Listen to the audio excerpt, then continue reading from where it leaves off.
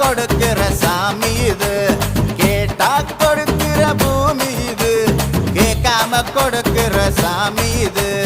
கையில கத்தி இருக்கும், மீச சுத்தி இருக்கும், பெரிய நெத்தி இருக்கும், கோபம் அப்பி இருக்கும். ஆடுவோம் பாடுவோம் கொண்டாடுவோம், கூடுவோம்